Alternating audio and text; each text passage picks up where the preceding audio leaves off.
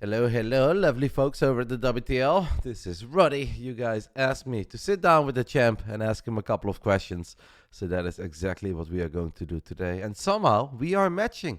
Didn't coordinate this, guys. Yona and Ruddy are just matching today. So, Serral, these are the questions from the WTL people. I'm just going to read them out and you will be able to answer them in any way, shape, or form that you like. Question number one. Congratulations on winning the championship at the Masters Coliseum. Could you please share your thoughts and feelings with us? Feeling pretty good. I think most of my matches went pretty well. Played a bit better than I thought I would, to be honest. Just satisfied with how the matches went. Rightfully so, mate. It was one hell of a run. Number two, among the top four, you defeated 3 Korean players, Maru, Byeon, and Kure, to secure the championship. Can you provide an assessment of these 3 Korean players? I'm not sure what that means, but I think I don't know. I always felt like Korean Terrans have a very similar styles for the most part, and I can approach all of them pretty much the same way. Obviously, they have their little differences.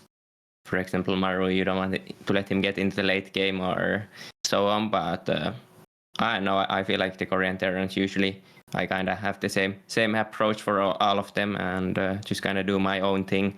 Obviously, since I played 3 of them in a row, I had to mix up my play a little bit. I couldn't just keep doing exactly the same thing, and I was a bit worried because I had to start doing that because I wasn't as confident in my standard play. I kind of just wanted to do my road builds all the way, but I was a bit sad I couldn't do that.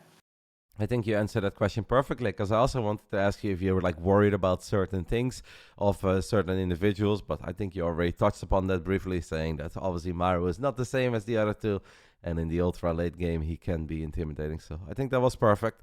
Question number 3 is, Clem was the only player to defeat you in this tournament. Can you talk about that particular match in the quarterfinals of the upper bracket? Well, I think Clem just played a bit more aggressive.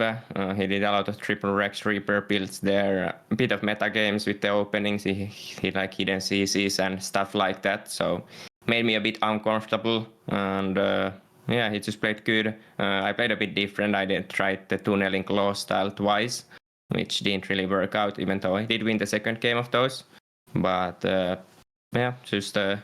just a hard series against Clem as usual. I know Clem is always pretty much the hardest Terran for me. It's just don't know what that is, but he's just very good at the matchup, I guess. In a weird way, were you kind of happy when you saw that he was eliminated in the lower bracket by the Korean Terrans, or is the competitive beast in you still thinking, I kind of would have liked to try again? I mean, I don't know. I would have taken either one of them, but obviously, I think my competitive piece still, even if I got Maru, it's still there. I think both of those matches very, very hard.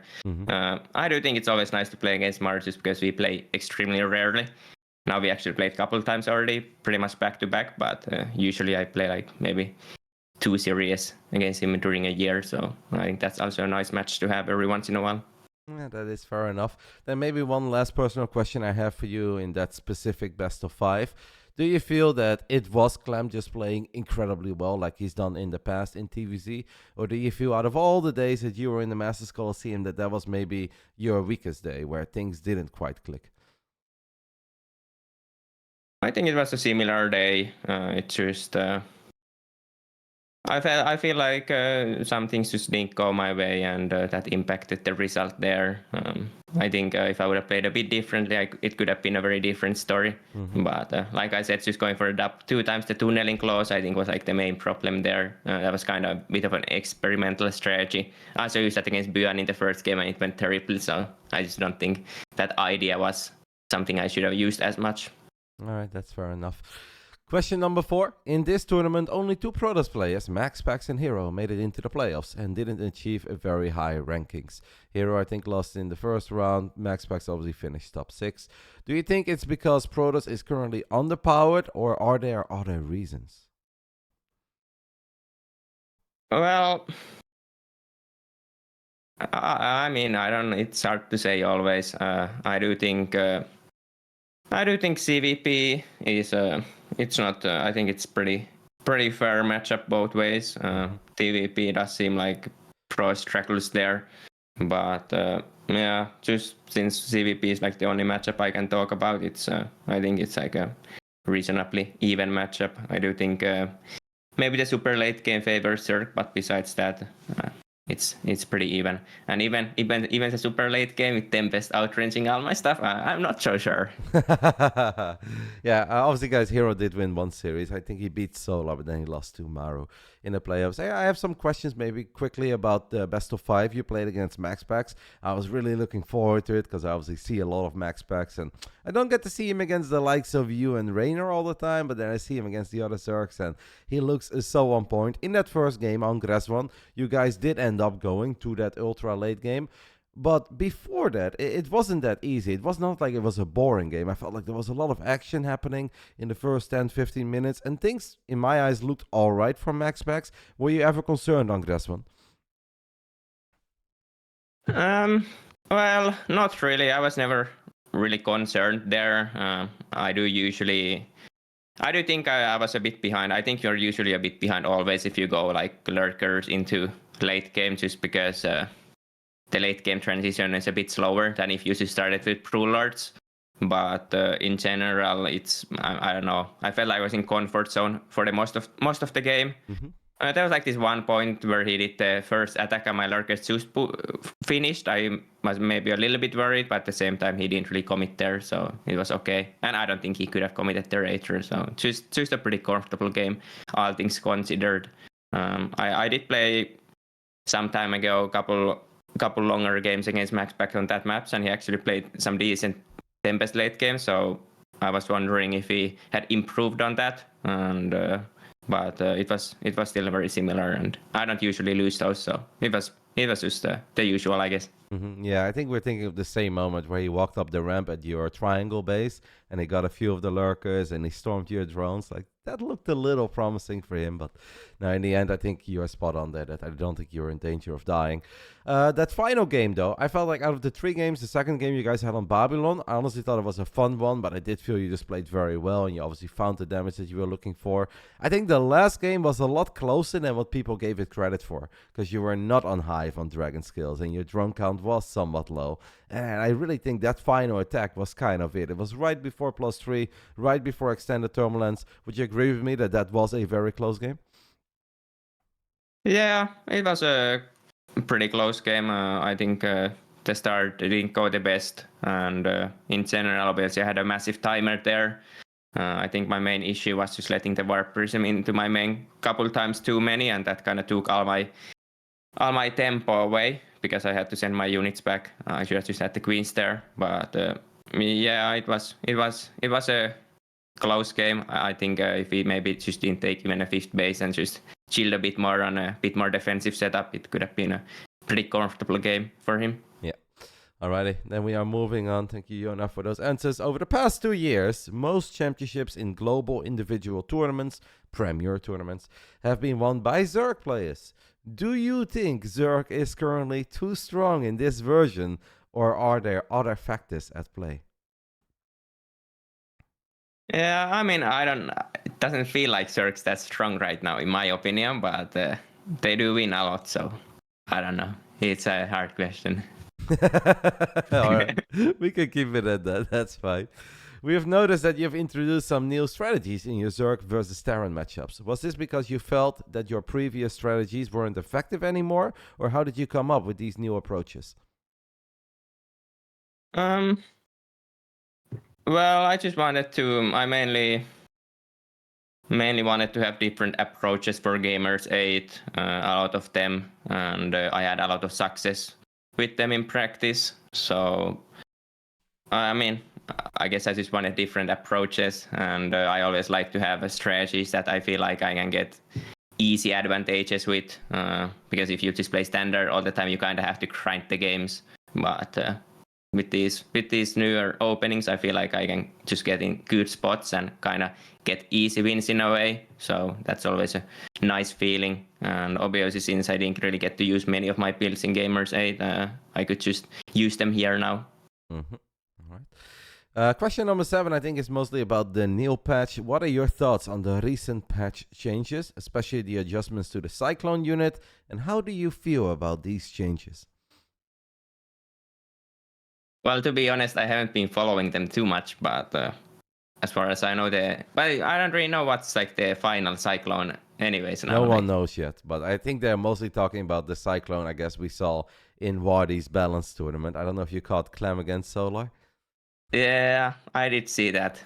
I mean, it does look pretty good, but at the same time, like, as long as that's tuned to the right, it's not too good or anything when the patch comes out. I don't really see any big issues with the patch. It's a lot of small nerfs for Zurich and some buffs somewhere else, but for the most part, I feel like as long as like the bailing nerf with -5 HP isn't absolutely massive, then it's just not gonna affect that much.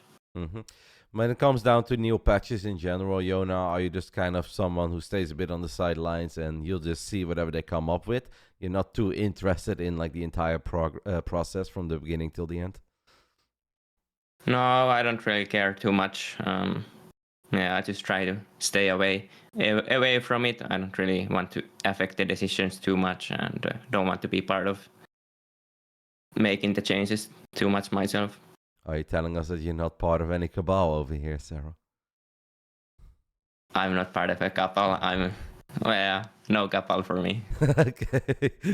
And last but not least, the final question. I think they're trying to have a little bit of fun with this one. Have you watched any of your teammates, Rainer or Dark's matches? I think they obviously mean Rainer versus Dark. And can you provide an evaluation of his performance as a Protoss? So basically, what did you think of Rainer's Protoss play against Dark? Well, I mean, I don't think Rainer has been playing that much pros now, but I do think he got himself in a pretty good spot in the first game. He just got a bit unlucky. Well, not unlucky, but Dark got him with his pants down a little bit with the roach attack. But if he got like 10 seconds more there, storms out, it could have been a very good game. And always the second game, there's not much to say about that. It was the classic Dark build order that he likes to use. Yep. All right, I think that is it. So unless you have any final words, I think we can wrap it up. Maybe your overall thoughts of the entire tournament, a little thank you, a couple shout-outs. Yeah, just, well, first of usual, thank you to BASILISK for the support. And then thanks to the, what's the other Team League team called? I'm not sure. What should I call them? There's the folks over at WTL, I guess. That was That's just the WTL team. Yeah. I think that's good. Well, I'll do it again anyways. Well, first off, thanks to BASILISK for all the support. It's been really helpful. And then just thanks to the team, World Team League team for organizing the event. I think it was well done and I enjoyed my time playing there. So thank you for that. All right. Thank you for taking some time out of your, I can only imagine, very busy Tuesday, Yona.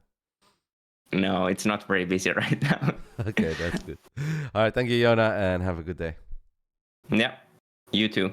Actually, yeah. Not to the interview, but I wanted to talk about if you wanted me on the BASILISK thingy, the Friday thingy. Oh, upcoming Friday. I mean, this is not fun. Not upcoming. I know I said upcoming, but that was one of the dates. But if you could, I would like you could put me on like the. If you could put me like 22nd, that would be very nice. Yes, I can absolutely do that. If you find me an opponent, then. Oh, of course. Because I actually, this Friday would have worked, but I actually kind of wanted to go fishing last weekend, but I couldn't. And now I moved my fishing trip for the next weekend, so. All right, that's good. I think I won't be home on Friday. Okay. I'm going to stop the recording because the recording was still running. No, I hope they won't broadcast that. But yeah, guys, that's how we make the big brain bouts. All right. So that was the official.